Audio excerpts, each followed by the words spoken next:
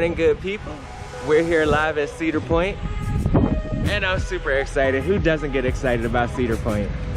We're gonna ride lots of coasters and we're gonna have a fun day. It's totally like, what is it, 68?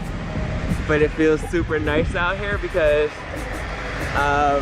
temperature doesn't work the same way in Ohio. So, and look at these coasters, you know, just on this scenic walk from Breakers up to the hotel. You see Magnum and Gemini testing. Yeah, awesome day. I'm totally excited. So we swiped into the park using our mobile apps. We have our season passes on our mobile apps, and the lady at the front gate asked me if I could remove my glasses because I had a different haircut last year in my original season pass picture, so she didn't recognize me. But we're all good. It's now like 10 o'clock, 10:21, and we're allowed in the park starting at 10 o'clock, but the rides don't start till 11. So we're on the way to Steel Vengeance to see if we can get an access pass, because the big four rides, Steel Vengeance, Maverick, Millenium Force, and Top Thrill Dragster all require an access pass this year. There's about 22 minutes until it opens, but I'm in the shade, you know, no harm, no foul. A little closer than and the Maverick line is forming across the street, but the Maverick line appears as though it is people waiting for the ride, and Aaron had heard a couple people talking. Can you explain what you heard? Yeah, so some guy a little ahead of us was mentioning that these rides you can get on in the morning when they open without an access pass, but it's only 250 people. So if you try to get up there and get on the ride before the access pass and you're after 250, you're stuck not getting to ride, and then you still got to get in the back of the line. So you're better off just getting a good spot in line or waiting for an access pass to guarantee that you can get on. And just so that you know, we actually arrived last night and we came here.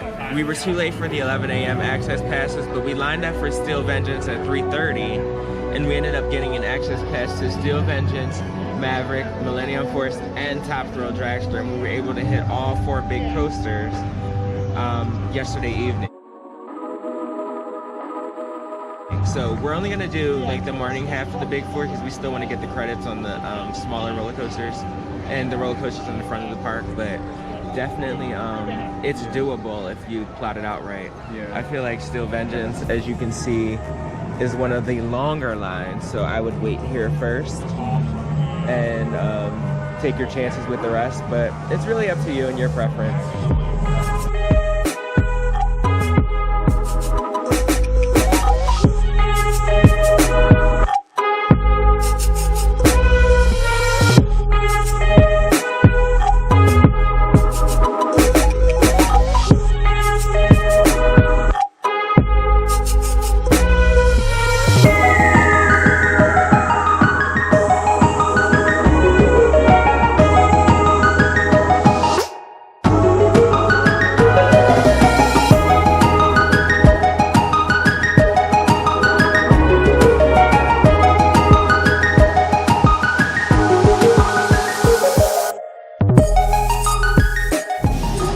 Hold your passes? Yeah. So we're in the queue for Maverick, and the ride attendant just told us that for the first hour you don't need to use your access passes. So if you get an access pass that's for a later time, you can actually get 2 rides. You can walk onto the ride now at 11, and then you will come back with your access pass. I think that's a good deal.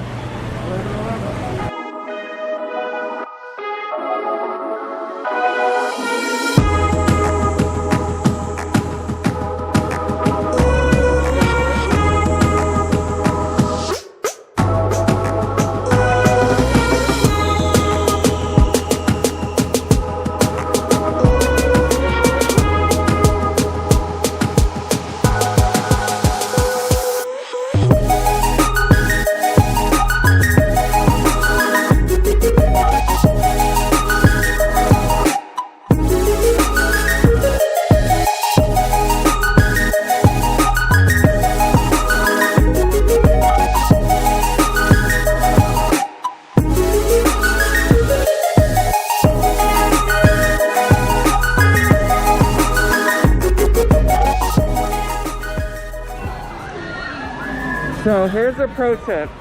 By taking advantage of the first hour of them just letting everybody on to the rides, we got 2 rides on Steel Vengeance and Maverick. We spent the 11 to 12 o'clock hour waiting in line for the rides, and then we used our access pass at 12 o'clock for Steel Vengeance and our access pass at 1 o'clock for Maverick. And now we're done Frontier Town for now. Okay?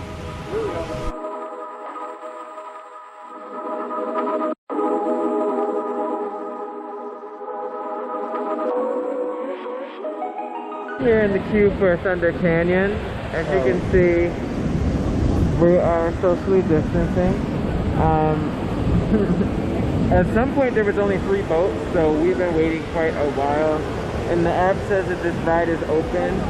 So usually with Cedar Point, I like to say trust the app, because the app usually gives you $10 minutes extra on your time. So if something is 60 minutes, it's usually about 50 or 45 minutes in the actual wait.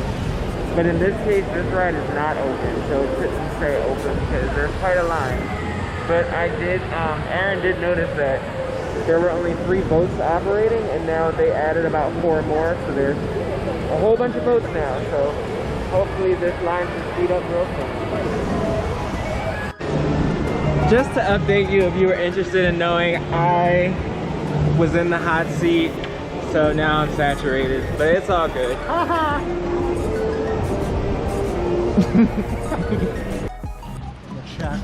So today we took advantage of the ride and refresh, where we get a wristband, looks like this, and every 15 minutes you can go up to any of the refresh stations and get a soft drink or a water, but also they have free water and a courtesy cup if you just need something quick. So the alternate is the souvenir cup, but if you get the wristband and you finish your drink before the ride, you don't have to worry about stowing away the cup. yeah, so you don't really have to worry about carrying the souvenir cup around. And since they give you a paper cup to fill up anyway, you can't use a souvenir cup at one of the dispensers. Right. It's the same amount of cup, you're just saving the plastic cup instead of the paper cup. Exactly. So this year nobody's touching machines with their souvenir cups, so they're going to give you a paper cup anyway to refill the souvenir cup with. So the wristband is just kind of a way of having a souvenir cup without actually having the cup, unless you really want the cup, and then you're welcome to purchase one as well.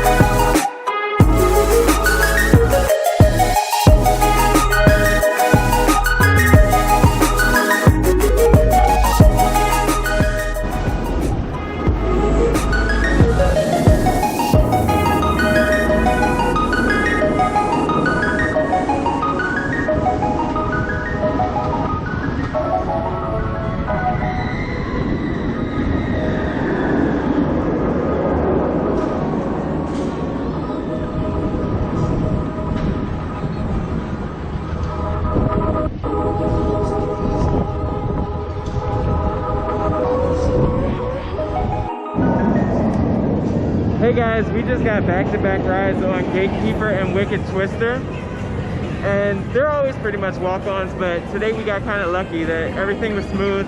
We did both of them in like 20 minutes, and that's pretty awesome because it's Aaron's first time here and we might be able to hit every credit. Now it's time to find some lunch. So we have our all-day wristband and we can eat every 90 minutes. We had a snack a little while ago, so we're gonna look for something to eat.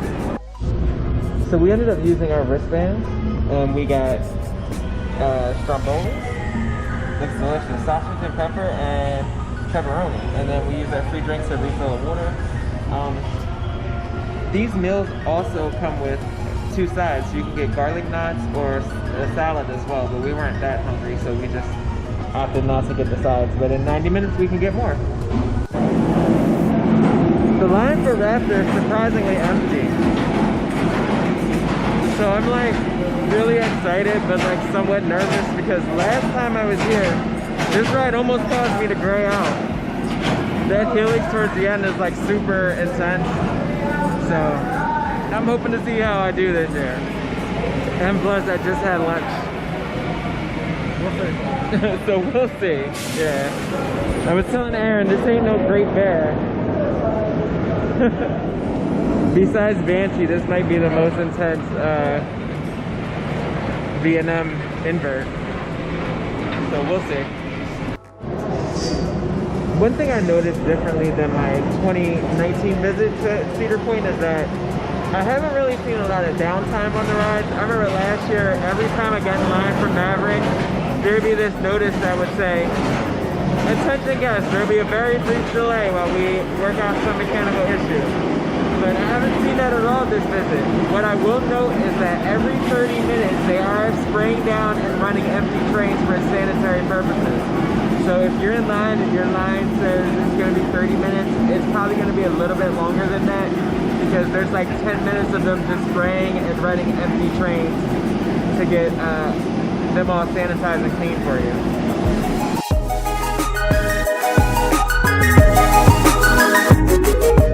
Raptor wasn't so bad this year. I rode pretty defensively, like I braced for all of the elements. But not even that Helix of Death didn't really hit me like it used to, so I don't know, maybe it's gotten smoother, maybe it's not running as fast. But overall, Raptor was a good ride today.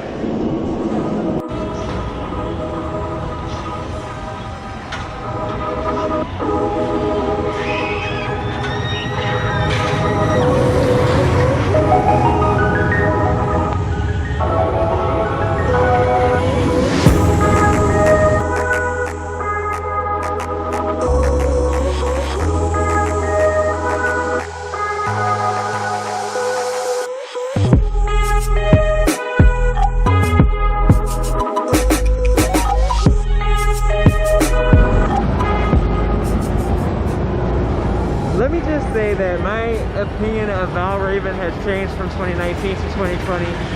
Valraven can be a fun ride if you're in the front row. Last year I rode it for the credit because the line is always so long. I don't know if you can tell from this view, but like, it's ridiculously long for the kind of ride that it is, but I guess it's a GP crowd pleaser, so you know it's gonna always be like 90-minute wait. But last year I just got on it, I got a third row, which is the back row ride.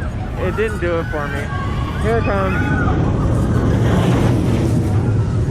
This year I got a front row ride, and the one trick of this pony where it hangs you off the edge is actually pretty fun. And the 214 drop is pretty impressive. It's a very nice view up there, so if you can ride Valraven in the front, I say do it. But if not, you can skip it. Point of commentary is that Cedar Point has a concert going on every 5 minutes in every single section of the park. Okay, there's been like so many shows. So with a lot of the changes that you see during COVID, the entertainment is not one of them. The performers are here. So if you're kind of into that and you're like a family and you just want to sit down and relax and watch a show, there's always a show.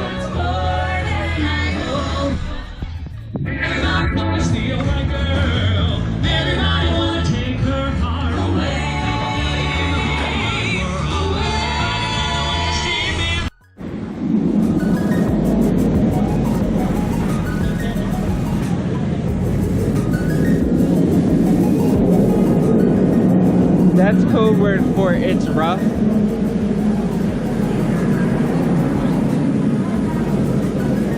That's a lie.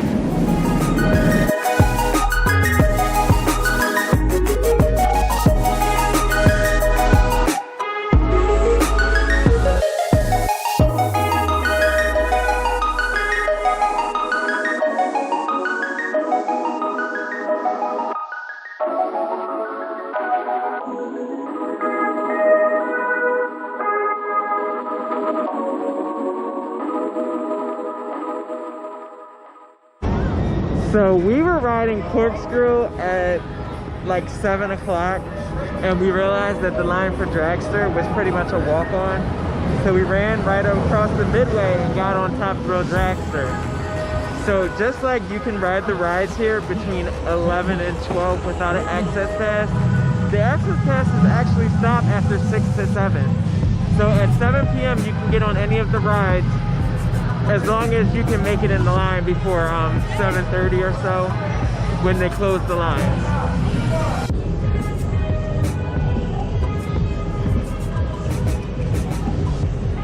We're gonna have one more meal from Backbeat Q Barbecue Smokehouse.